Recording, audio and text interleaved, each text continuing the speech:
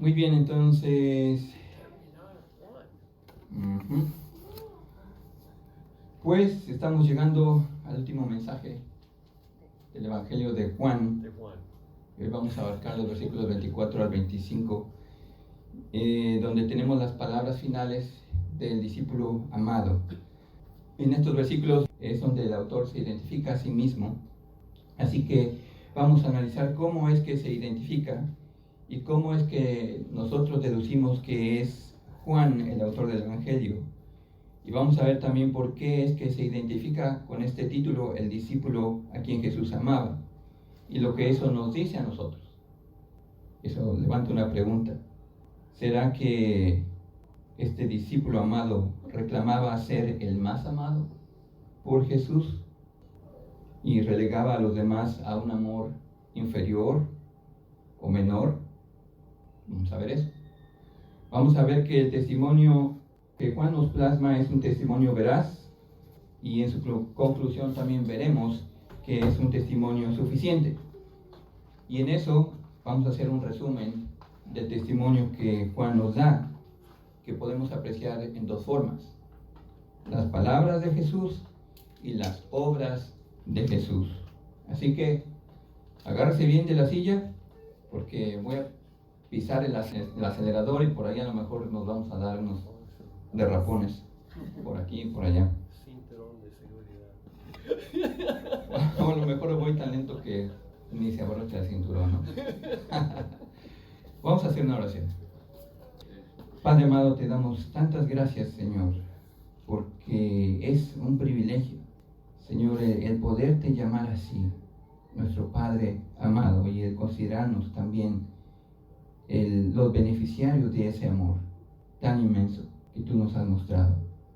Señor, te pedimos que hoy pongas atentos nuestros oídos a este mensaje, a estas palabras finales del discípulo amado. Señor, nos hemos gozado, nos hemos deleitado en este evangelio del apóstol Juan. Señor, ha sido de gran bendición para mi vida y espero también, Señor, que haya sido de gran bendición para todos los que han estado aquí presentes y que han escuchado tu palabra. Te pedimos, Señor, que tu Espíritu Santo sea nuestro Maestro el día de hoy y que siga revelando, Señor, estas grandes verdades, que las siga profundizando en nuestros corazones, para que, Señor, estas echen raíces y estemos, Señor, realmente parados, firmes, como ese árbol que está plantado junto a corrientes de agua, que da su fruto a su tiempo y que su hoja no cae. Así que, Padre, te pedimos que nos ayudes a responder, Señor, siempre a tu palabra, también en amor, en obediencia a ti, Señor. Gracias te damos por este tiempo y pedimos tu dirección en el nombre de Jesús. Amén. Entonces, este es el primer encabezado. El autor del Evangelio se identifica a sí mismo. Pero vamos antes a dar lectura al pasaje y me gustaría que leamos, para tener un poquito más de contexto, a partir del versículo 20. ¿Lo tiene? Muy bien. Dice así entonces la palabra de Dios. Capítulo 21, versículo 20. Volviéndose Pedro, vio que le seguía el discípulo a quien amaba Jesús, el mismo que en la cena se había recostado al lado de él y le había dicho: Señor, ¿quién es el que te ha de entregar? Cuando Pedro le vio, dijo a Jesús: Señor, ¿y qué de este? Jesús le dijo: si quiero que él quede hasta que yo venga, ¿qué a ti? Sígueme tú. Este dicho se extendió entonces entre los hermanos, que aquel discípulo no moriría. Pero Jesús no dijo que él no moriría, sino: si quiero que él quede hasta que yo venga, ¿qué a ti? Este es el discípulo que da testimonio de estas cosas y escribió estas cosas, y sabemos que su testimonio es verdadero. Y hay también otras muchas cosas que hizo Jesús, las cuales si se escribieran una por una, pienso que ni aún en el mundo cabrían los libros que se habrían de escribir. Amén. Muy bien, entonces nosotros hemos dado por sentado que el autor del Evangelio es Juan. Pues el Evangelio lleva su nombre. Pero en sí este autor nunca se menciona a sí mismo por nombre. Vamos a ver entonces cómo es que llegamos a esta conclusión. Y luego vamos a ver lo significante de este título para Juan. Como dije, en ninguna parte de este evangelio el autor se identifica a sí mismo por nombre. En el versículo 24 se identifica como, ¿qué? Un discípulo. Y este es el discípulo que hace dos cosas. Da testimonio, es decir, es un testigo de primera mano de todas las cosas que ha plasmado en el evangelio. Y número dos, cómo es que da testimonio, lo ha puesto por escrito. Todas aquellas cosas que él vio de primera mano, que escuchó, son las que dejó plasmadas en este evangelio. Y vamos a ver esas características en un momento. Ahora, la palabra discípulo simplemente significa alguien que sigue las enseñanzas de otro. De manera que es un aprendiz o un estudiante, alguien que se adhiere a un maestro. En este caso, Juan se ha adherido a las enseñanzas de Jesús. Y en sí, en el contexto judío, un discípulo se adhería a las enseñanzas de un rabí. Y aquí, hermanos, me gustaría simplemente hacer esta nota en cuanto a que si usted ha puesto su fe en Cristo, ha sido llamado a la salvación, y sabemos que la salvación es una obra de la gracia de Dios que recibimos por medio de la fe. Pero si usted se considera creyente, también entonces usted ha recibido otro llamado, que es el llamado a ser un discípulo de Jesús. Recuerde las palabras del Señor Jesús en Lucas 9:23. Si alguno quiere venir en pos de mí, que niéguese a sí mismo y tome su cruz cada día y sígame. Y recuerde que en el contexto de nuestro pasaje central, aquí en Juan, capítulo 21, en el versículo 19, el Señor también dio ese mandamiento a Pedro: sígueme. Y cuando Pedro se distrae, el Señor enfatiza su mandamiento nuevamente: sígueme tú, con los ojos puestos en mí. Así que este era un llamado al discipulado, pero no era un llamado exclusivo para Pedro, sino es un llamado para cada uno de nosotros. ¿Cómo sé eso? ¿Cómo sabemos que es un llamado también para nosotros? ¿Se acuerda usted de la gran comisión, del mandamiento que Jesús dio a sus discípulos? El mandamiento ahí es hacer discípulos. Y estamos llamados entonces a ser un discípulo que haga discípulos. Ese es el patrón bíblico. El mandamiento no es hacer simpatizantes del cristianismo. No es solamente que la gente levante su mano y que haga una profesión de fe. No es simplemente que la gente asista a la iglesia. El mandamiento es ser un discípulo, alguien que sigue fielmente al Señor. Y si seguimos fielmente al Señor, entonces seguimos también ese mandamiento de hacer discípulos. Así que, hermano, nuestro llamado es a que de forma continua guardemos, obedezcamos las enseñanzas de Jesús. Porque, hermanos, este es el lugar donde el amor de Dios es derramado sobre sus hijos. Así que no se vaya a confundir y pensar que la vida cristiana solamente consiste en obedecer mandamientos de un ser supremo, de un capataz cósmico. No, el cristianismo se trata primordialmente de estar adheridos a Cristo. Sí, debemos obedecer sus mandamientos, debemos seguir sus enseñanzas, pero no lo hacemos por obligación, sino lo hacemos con gozo, como una respuesta al amor que Jesús nos ha demostrado de una forma asombrosa en la cruz. El amor con el que Cristo nos ha amado es lo que nos mueve entonces a responder de igual manera en amor. Y vamos a ver que precisamente la identidad del autor de este evangelio estaba enraizada en este vínculo del amor de Cristo. Y esto lo vemos en el título que él usa para identificarse a sí mismo: el discípulo que Jesús amaba. Y eso lo vemos en el versículo 20. Y este versículo 20 está en conexión con el versículo 24. Así es como él se presenta a lo largo del evangelio, y lo vemos en 5 ocasiones, contando esta misma del versículo 20.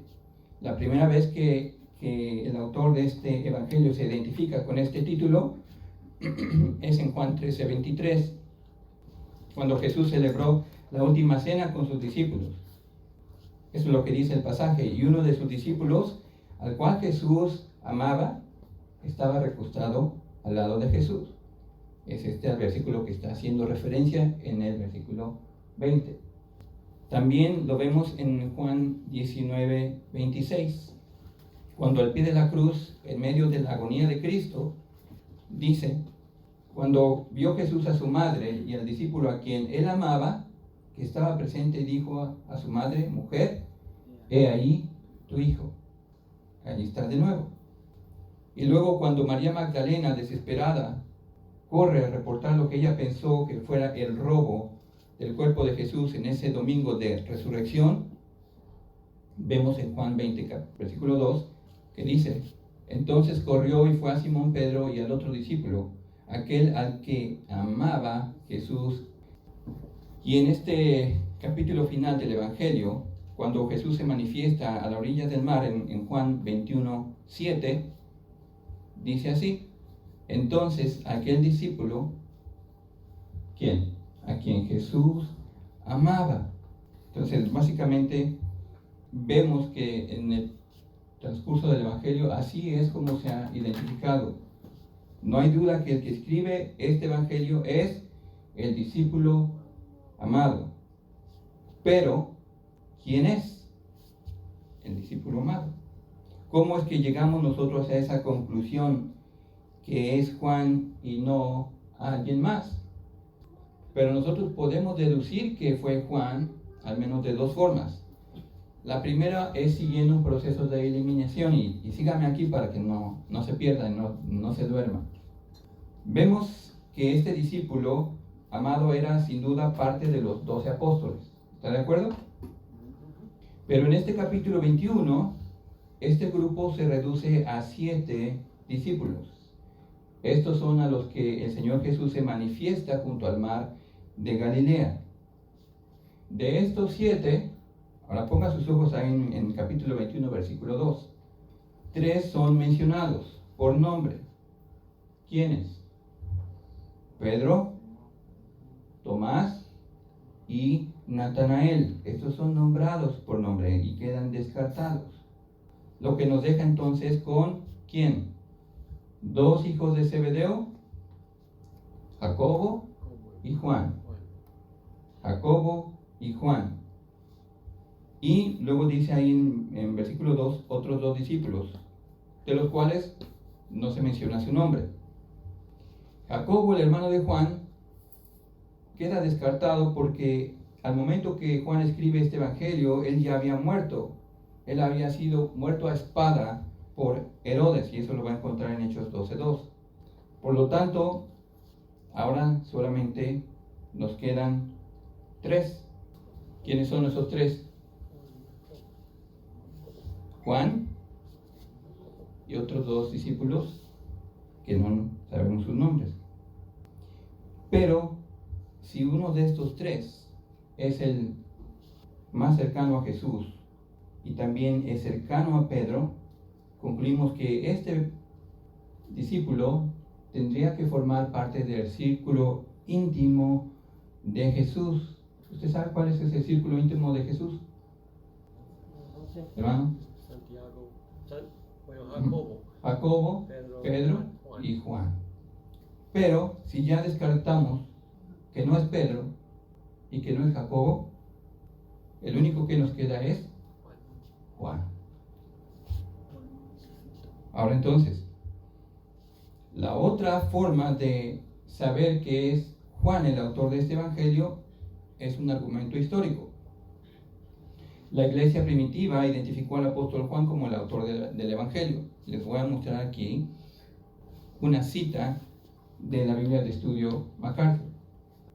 Ahora, el padre de la iglesia primitiva, Irineo, ya están unas fechas aproximadas, del 130 a 200 después de Cristo, fue un discípulo de Policarpo, del 70 al 160 después de Cristo, quien a su vez fue un discípulo del apóstol Juan, y él testificó en la autoridad de Policarpo que Juan escribió el evangelio durante su residencia en Efeso, en Asia Menor, cuando él era avanzado en edad. En otras palabras, Policarpo dejó claro a Irineo que Juan era el autor de este evangelio. Recuerde quién es Policarpo, un discípulo directo de Juan. Sigue diciendo, después de Irineo, todos los padres de la iglesia dieron por sentado que Juan era el escritor del evangelio. Clemente de Alejandría, los años 150 al 215, escribió que Juan, consciente de los hechos establecidos en los otros evangelios y siendo guiado por el Espíritu Santo, compuso un evangelio espiritual. Y ahí usted tiene la fuente. Historia de la iglesia de Eusebio. Y esos números indican dónde se encuentra eso registrado. Ahora, por último, tenemos un argumento lógico que nos confirma que Juan es el autor de este evangelio, porque si otro fuera el autor del evangelio, sería imposible dejar fuera a Juan debido a la cercanía que él tenía con Jesús y con Pedro. Así que lo que mejor explica la omisión de su nombre es que, siendo Juan el autor de este evangelio, de forma deliberada decidió omitir su nombre. Y esto nos lleva o nos señala dos cosas. Primero, nos muestra el carácter humilde de Juan. Y segundo, este título que usa para identificarse manifiesta su confianza, su gozo de ser amado por el Señor. Pero a lo mejor esto despierta alguna pregunta para usted. ¿Acaso era Juan más amado por Jesús que los otros? ¿Era Juan el favorito de Jesús? Bueno, una cosa es evidente en el Evangelio. Juan no está tratando de monopolizar el amor de Jesús. En otras palabras, él no está excluyendo a los demás de ser amados por el Señor. O sea, él no tiene un motivo de un orgullo, con un orgullo malsano, como diciendo, hey, lero, a mí me ama más que a todos ustedes. No. Él mismo mencionó que Jesús amó a todos sus discípulos. En Juan 13:1 dice, habiendo amado a los suyos, es decir, a sus discípulos, los amó hasta el fin. En Juan 11:5, el mismo Juan nos dice que Jesús amaba a María, a Marta y Lázaro. En Juan 15:5, Jesús les dijo, yo los he amado a ustedes, tanto como el Padre me ha amado a mí. Y nuevamente confirma su amor en Juan 15:12, dándoles el mandamiento, ámense unos a otros de la misma manera como yo los he amado. No dice de la misma manera como yo he amado a Juan, no. De la misma manera como yo los he amado. Es un amor para todos. Así que Juan no está reclamando recibir un amor exclusivo o superior a los demás. Esta es la forma en que Juan nos hace ver que su propia identidad no estaba en su nombre, no en lo que él era o en lo que había logrado, sino en el amor de Cristo, en el ser amado por el Hijo de Dios. Ahí es donde estaba su regocijo, ahí es donde estaba su satisfacción, ahí es donde estaba su plenitud. Y es esta la forma en que nos hace ver que el amor de Cristo era la realidad que controlaba su vida. Le pregunto entonces a usted, ¿qué es lo que define su identidad? ¿Sus logros? ¿O quizá sus fracasos? ¿Dónde está su identidad? ¿En sus títulos académicos? ¿En su éxito laboral? ¿En sus posesiones? Hermanos, si su identidad está en otra cosa que no sea el ser amado por Cristo, el ser una hija o un hijo de Dios, entonces nunca estará satisfecho. Porque no hay nada aparte del amor de Dios que pueda darle esa plenitud de vida. ¿Ni su propia familia? No, lo siento. Es una bendición que sea usted amado por su familia. Pero eso no es lo que le va a dar su plena satisfacción. No es donde debe estar ahí su identidad. En el ser amado por alguien más, sino ser amado por Cristo. Y ahí es donde usted entonces puede gozar de una paz verdadera, de un gozo verdadero. Podemos descansar en el amor y la gracia de nuestro Señor. Nuestro valor e identidad está en Él. Y no acabamos de cantar. No valgo por mi posesión, ni porque fuerte sea yo, sino en el precio de su amor, en la cruz. No valgo por ser muy capaz, no valgo por perder, ni por ganar, sino en la sangre que Él vertió en la cruz. ¿Lo cree? Así que, hermano, usted y yo deberíamos celebrar nuestra identidad en Cristo y considerar esta la realidad más importante en nuestra vida, el ser amados por Cristo. Y en este sentido, usted también es el discípulo amado. ¿Puede usted regocijarse en esa realidad y decir, soy amado, soy amado, soy amado por Cristo? ¿Lo cree? ¿Lo cree? ¿O se siente usted el patito feo? Que nadie lo quiere, que nadie realmente lo ama. Si usted tiene el amor de Cristo, entonces lo tiene todo. Pero si usted ha rechazado a Cristo, puede entonces que tenga fama, fortuna, gozar de muchos placeres, pero al final usted no tiene nada, nada. Pero mis estimados, Juan ha escrito con el propósito de que usted venga a la luz, que venga a la verdad, al conocimiento de Cristo, para que creyendo en el Hijo de Dios, que Él es el Mesías Salvador, que vivió la vida perfecta, que sufrió y murió como su sustituto, que llevó sobre sí sus pecados, que fue Él condenado en su lugar, que pagó el precio total, la deuda total de su pecado con su muerte y que resucitó al tercer día, usted entonces tenga vida eterna.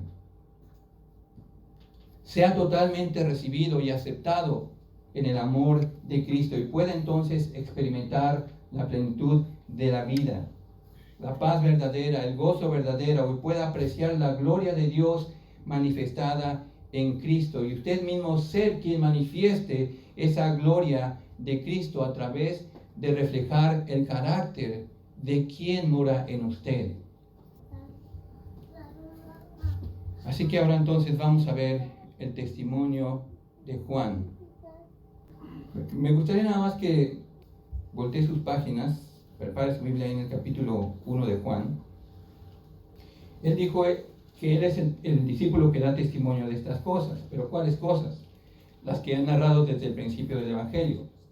Pero él agrega a su experiencia un grupo cuando dice, y sabemos que su testimonio es verdadero. En otras palabras, su testimonio es veraz y verificable. Cuando dice sabemos, muy probablemente se refiere a los otros apóstoles. Vemos entonces que no es un testimonio aislado, que no es la experiencia de una sola persona. Y de una forma similar, el apóstol Juan también lo expresa así en su primera epístola. Ahí en el pasaje de 1 Juan 1, versículos 1 y 2, él dice, lo que era desde el principio, lo que hemos oído, lo que hemos visto, con nuestros ojos lo que hemos contemplado y palparon nuestras manos tocante al verbo de vida, porque la vida fue manifestada y la hemos visto y testificamos y os anunciamos la vida eterna, la cual estaba con el Padre y se nos manifestó. ¿Cómo se manifestó? En Cristo. En Cristo. Él es la vida eterna. Y un comentarista, William MacDonald, comparte las líneas de un autor desconocido, que dice lo siguiente: estoy contento de que mi conocimiento de la vida eterna no está edificado sobre las especulaciones de los filósofos, ni siquiera de los teólogos, sino en el incontestable testimonio de aquellos que oyeron, vieron, contemplaron y palparon a aquel en quien estuvo encarnada. No se trata de un mero sueño encantador, sino de una sólida realidad cuidadosamente observada, de una realidad registrada con precisión. También Juan en el Evangelio, desde el primer capítulo, desde el versículo 1, nos da testimonio, y a ver si me va siguiendo ahí. En el versículo 1, Juan da testimonio de qué? De la divinidad de Jesús. Nos muestra que Él es eterno, que Él es coexistente con el Padre y que Él mismo es Dios. En versículo 3 nos da testimonio de que Jesús es creador de todas las cosas. En versículo 4 nos dice que Él es la vida y que Él es la luz de los hombres. En versículo 12 nos dice que Él tiene la potestad, la autoridad para convertir a los hombres en hijos de Dios. Él les da ese derecho a los que creen para ser llamados hijos de Dios.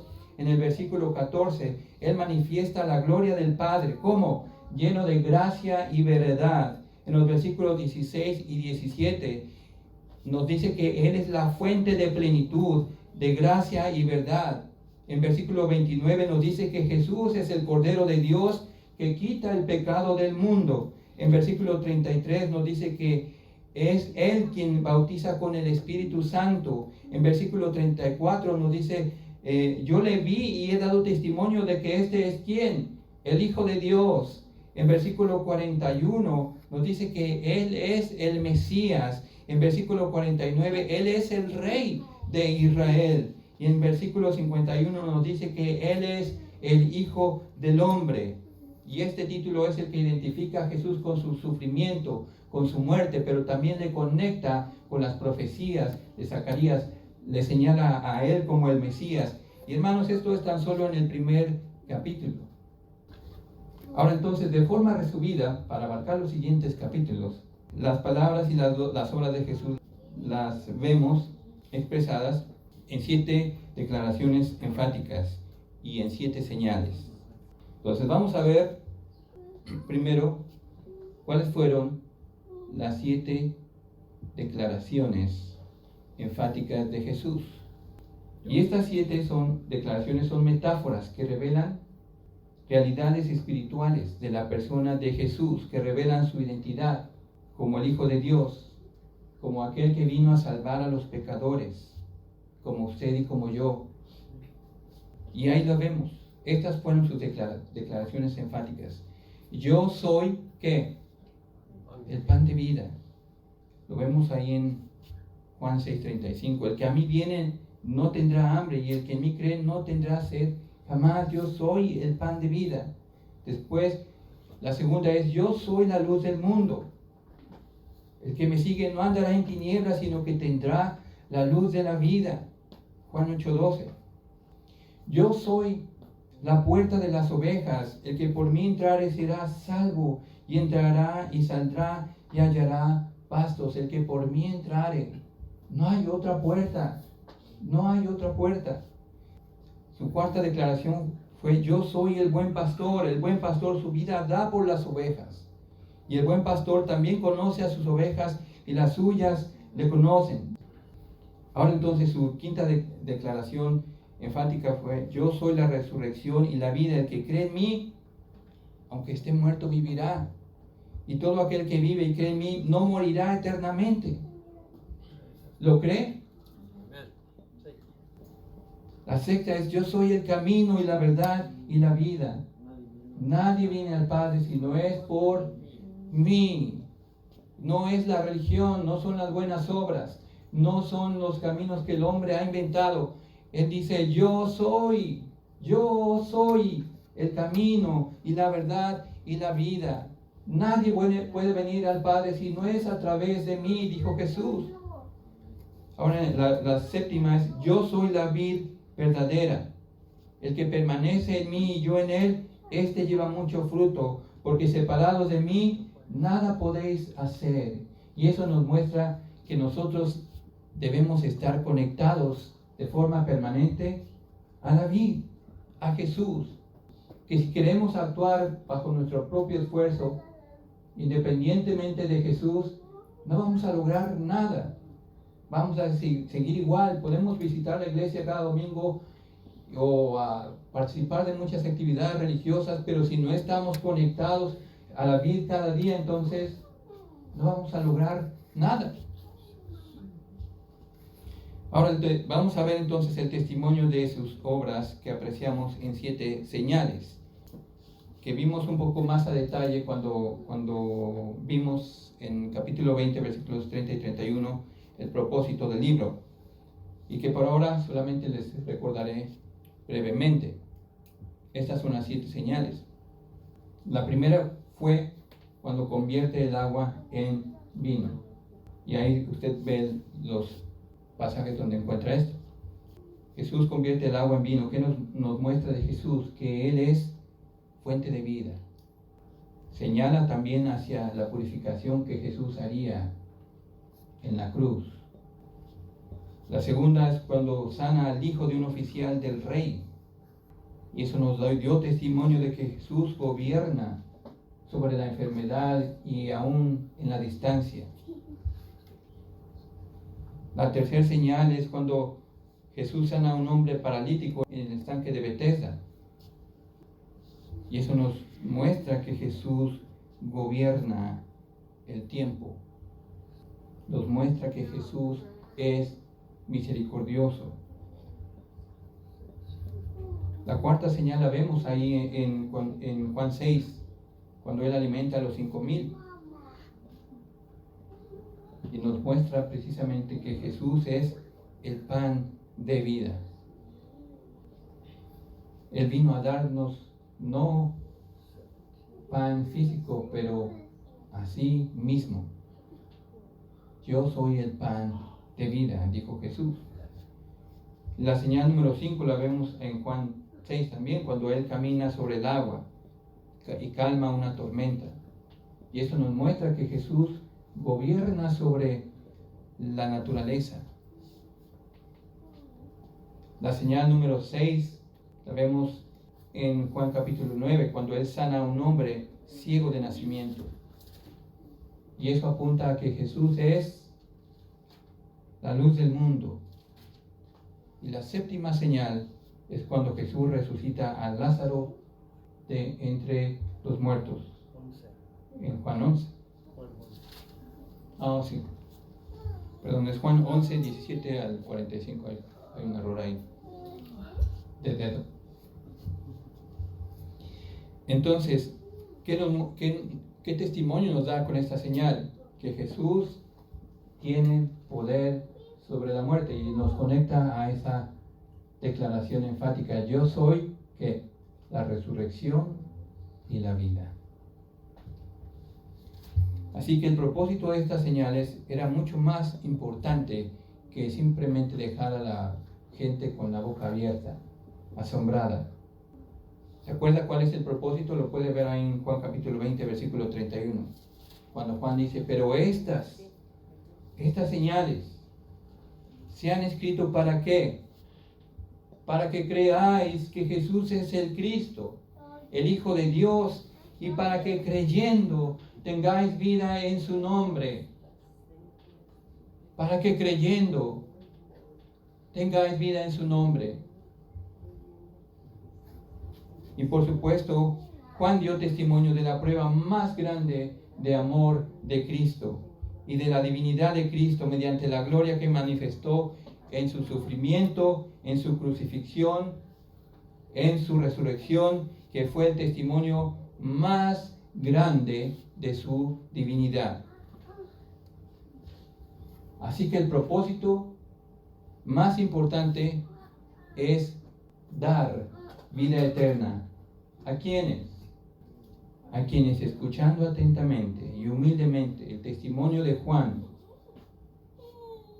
creyendo a las palabras de Cristo, creyendo a las señales de Cristo, pueda reconocer que Él es el Hijo de Dios, que Él es el Mesías Salvador, pero no del mundo solamente, sino de una forma personal. Él es mi Salvador. Él es quien me da vida eterna.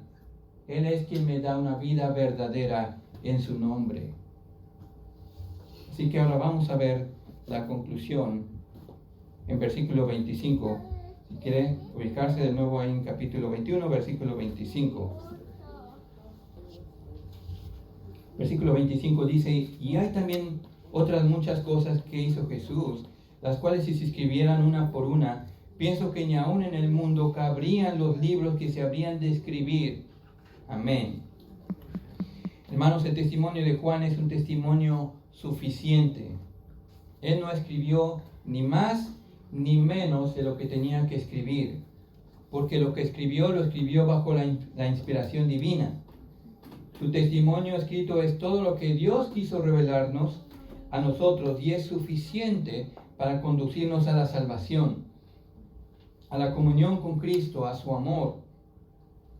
Aunque consideremos saber mucho sobre Cristo, la realidad es que solo podremos captar un poquito de su grandeza. Así que si usted es de los que considera yo conozco ya mucho de Cristo, oye, eso ya me lo sé, lo que revela es que realmente no conoce casi nada, o lo conoce solamente en teorías.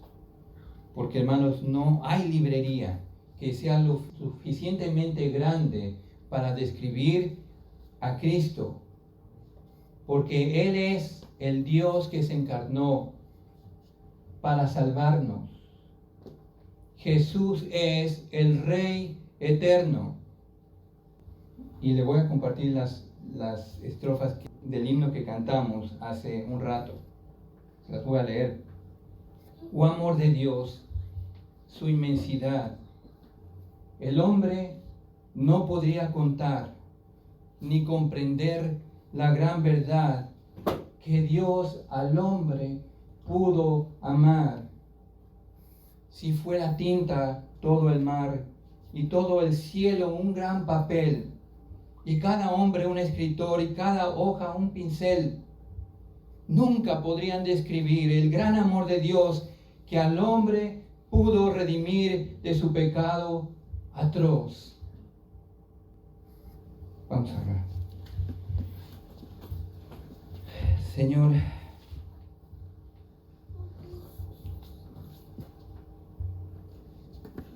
tu amor es abrumador. Tu amor es lo mejor que podemos tener en este mundo. Señor, no hay forma en que nosotros podríamos describir ese inmenso amor. Como Juan concluyó en este último versículo, Señor, no alcanzarían todos los libros del mundo para describirte. Porque tú eres, Señor, eterno, eres el Rey eterno. Y siendo ese Rey eterno, lleno de gloria, a quien los ángeles alaban, Señor, aún así nos mostraste tu gran humildad, haciéndote hombre, manifestándote a nosotros. Señor, así que nuestra fe está fundamentada en un Dios que sí ha sido visto, no un Dios imaginario que nadie sabe dónde está, sino un Dios que ha sido visto en la persona de tu Hijo Jesucristo, quien ha manifestado su gloria, lleno de gracia y de verdad, y quien ha dado ese testimonio de ser precisamente el Salvador del mundo. Señor, así que ahora ayúdanos a nosotros a responder a ese gran amor, siguiéndote, permaneciendo en la luz. Señor, y cuando esa luz alumbre a nuestro corazón, revelando, Señor, nuestros pecados,